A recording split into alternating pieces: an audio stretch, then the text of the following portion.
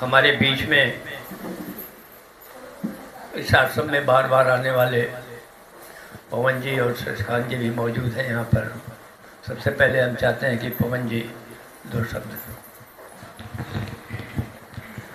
आप सभी माताओं को और पिता तुल्य बुजुर्गों को मैं प्रणाम करता हूँ।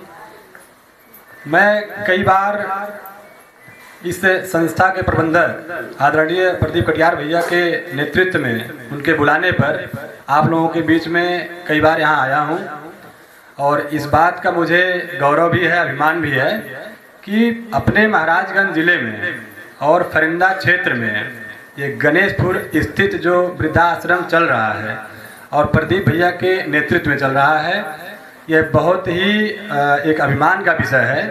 ऐसे समय में आज के दौर में जब युवा पूरा आप देखेंगे मोबाइल में बिजी है, धर्म कर्म को छोड़ दिया है, परिवार से अपने बुजुर्गों को बेदखल कर दे रहा है, कम उम्र में शादी होना, मैच्योरिटी नहीं आना। मैच्योरिटी का मतलब ये है कि आदमी जैसे मान लीजिए कोई 18 साल का लड़का है, 20 साल का बच्चा है कोई, उसका किसी भी मजबूरी की वजह से हम लोग गांव में जल्दी शादी कर देते हैं, चाहे आर्थिक रूप से वो कमज़ोर हो घर, या माता पिता ऐसा चाहते हैं कि हमारे जिंदा रहते ही हमारे बच्चों का शादी ब्याह हो जाए और परिवार उनका बस जाए।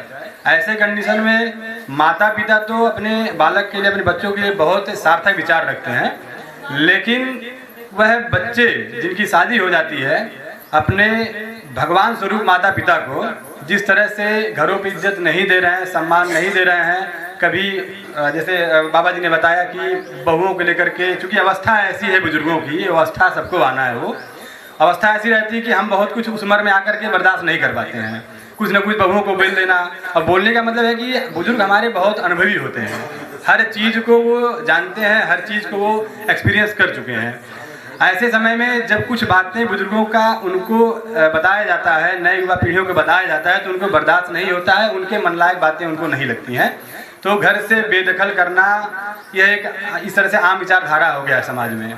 तो मैं आप सबको बहुत प्रणाम करता हूं और बहुत सौभाग्य की बात है कि ऐसे मंच पे, बहुत छोटा मंच नहीं है, बहुत बड़ा मंच है, जिस तरह से प्रदीप भैया संचालित कर रहे हैं फरिंदा में। और आप देखे होंगे बड़े बड़े अधिकारी जब भी फरिंदा में या महाराजगंज जिले में जब डीएम और एसपी की पोस्टिंग होती है तो भैया के वहाँ आते हैं और आप लोगों से रूबरू होते हैं, मुलाकात होता है। तो मैं एक छोटा यूट्यूबर हूं और हमारी एक समिति चलती है बजरंगी दर्शन सेवा संस्थान के नाम से, जिसमें गरीबों का भी हम लोग मदद करते हैं और कभी आपके साथ जो है सरभोज कार्यक्रम रख देते हैं। अभी जल्दी आप सुंदरकांड में भी शामिल होने गए थे दुर्गा मंदिर फरिंदा में। तो बहुत सारी चीज़ें ऐसी संचालित हो रही हैं प्रदीप भैया के नेतृत्व में। बहुत बहुत आभारी हूँ, हमारी पूरी टीम, पूरी समिति बहुत आभारी है प्रदीप भैया की, कि जो इस प्लेटफार्म को हम लोग जब यहाँ आते हैं तो अपने आप को सौभाग्यशाली महसूस करते हैं। जैसे बाबा जी ने भी बताया गाने के माध्यम से कि आदमी अकेला आया है और अकेला ही जाना है। जब भी हम इस धरती पे आते हैं तो वाकई हम लोग अकेले ही आते हैं, चाहे वो राजा हो, रंग हो, फकीर हो।